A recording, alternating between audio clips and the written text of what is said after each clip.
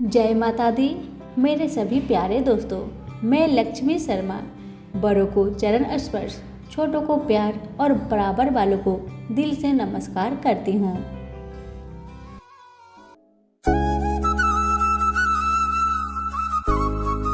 आज है मकर संक्रांति।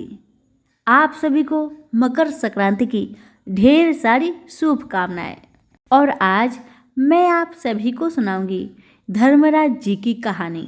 इस कहानी को मकर संक्रांति के दिन से पूरे वर्ष भर तक सुनी जाती है।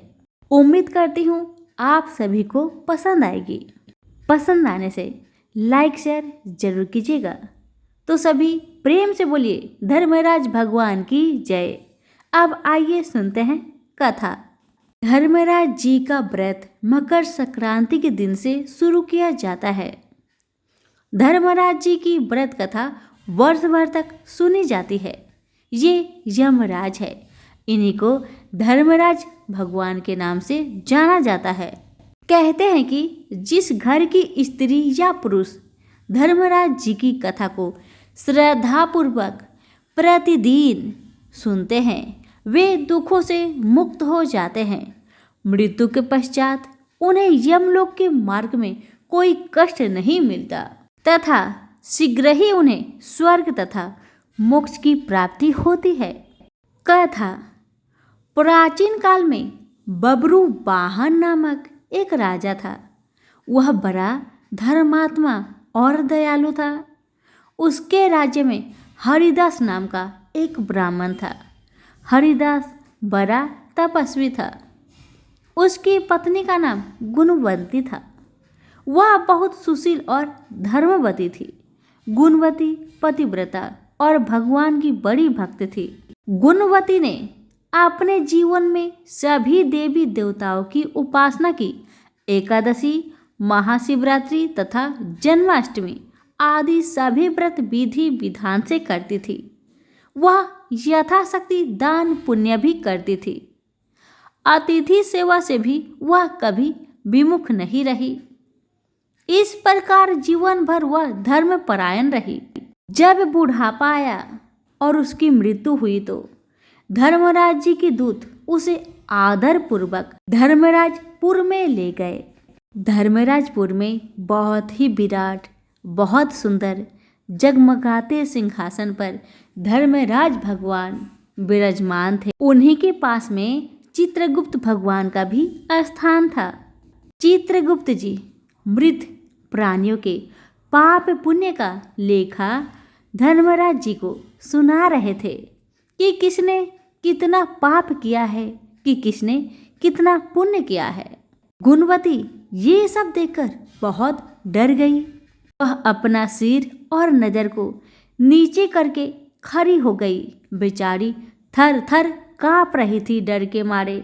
अब चित्रगुप्त जी ने गुणवंती का पाप पुण्य का ब्यौरा धर्मराज जी को सुना दिया, जिसे सुनकर धर्मराज जी बहुत प्रसन्न हुए। किंतु उनके चेहरे में थोड़ा सा उदासी थी, जिसे देखकर गुणवंती को अच्छा नहीं लगा और उसने भगवान से पूछा, प्रभु, मैंने अपने जीवन में कभी कोई पाप नहीं किया, फिर भी आपके मुख पर उदासी क्यों है भगवान? आप कृपा करके मुझे बताएं, क्या मुझसे कोई भूल हुआ है भगवान? गुणवती का बातें सुन धर्मराज भगवान कहने लगे, हे देवी, तुमने तो सभी देवताओं का व्रत पूरा विधि विधान से किया है, लेकिन मेरे नाम से तुमने अभी तक कोई भी पूजा पाठ या फिर दान पुण्य आदि नहीं किया है। बस इसी कारण से मैं थोड़ा उदास हूँ। यह सुनकर गुणवती ने धर्मराज भगवान से क्षमा याचना की और कहा, प्रभु, मैं तो आपकी उपासना जानती ही नहीं थी। कृपा करके वो उपाय मुझे बताइए जिससे सभी मनुष्य आपकी कृपा का पात्र बन सके। यदि मैं आपके मुख से आपकी भक्ति का मार्ग को सुनकर मृत्यु लोक में वापस जा सकूं तो मैं आपको संतुष्ट करने की प्रयास अवश्य करूंगी। गुणवती की बातें सुन धर्मराज भगवान ने बताया कि मकर संक्रांति के दिन जब सूर्य भगवान उत्तरायण में प्रवेश करते हैं, उस दिन से मेरी पूजा शुरू करनी चाहिए। पूरे 1 साल तक मेरी पूजा करें और मेरी कथा सुने। एक दिन भी पूजा या कथा छूटनी नहीं चाहिए। साथ ही धर्म के इन 10 नियमों का पालन करें। पहला, धृति अर्थात धीरज रखना तथा संतुष्ट रहना। दूसरा, क्षमा करना और मन को बस में रखना। तीसरा, चोरी ना करना।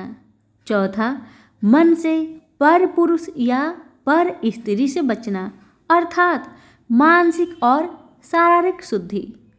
इंद्रियों को बस में रखना। बुद्धि की पवित्रता यानी बुरे विचार ना करना। सातवां, पूजा पाठ तथा दान पुण्य करना। व्रत करना और व्रत की कहानी सुनना।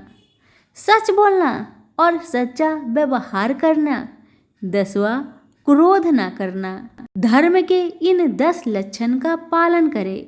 मेरी कथा नियम से सुनता रहे, दान पुण्य और परोपकार करता रहे। वर्ष भर बाद मकर संक्रांति आए तब इस व्रत का उद्यापन करे। अपनी सामर्थ्य के अनुसार मेरी मूर्ति बनाकर विधि विधान से प्राण प्रतिष्ठा करवा के पूजा और हवन करे। साथ ही चित्रगुप्त जी की पूजा भी करे।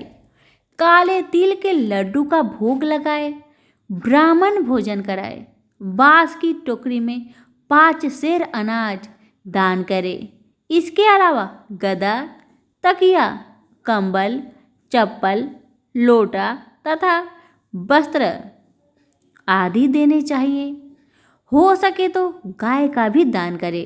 धर्मराज जी की बातें सुनकर गुणवती ने विनती की, हे प्रभु, हे भगवान, मुझे फिर से मृत्यु लोक में जाने दीजिए, जिससे मैं आपके व्रत को कर सकूं और इस व्रत का प्रचार दुनिया भर में कर सकूं। धर्मराज जी ने सहमति दे दी। गुणवती वापस जीवित हो गई। उसके शरीर में जान आ गई। वह उठकर खड़ी हो गई। उसके सभी परिवारजन बड़े प्रसन्न हुए। गुणवती ने धर्मराज जी वाली सारी बातें अपने पति को बताई। उसने कहा, हम धर्मराज जी का व्रत अवश्य करेंगे तथा धर्म का पालन भी करेंगे। मकर संक्रांति आने पर गुणवती और उसके पति ने धर्मराज जी के निमित्त व्रत शुरू किया। 1 वर्ष बाद विधि विधान से इस व्रत का उद्यापन किया।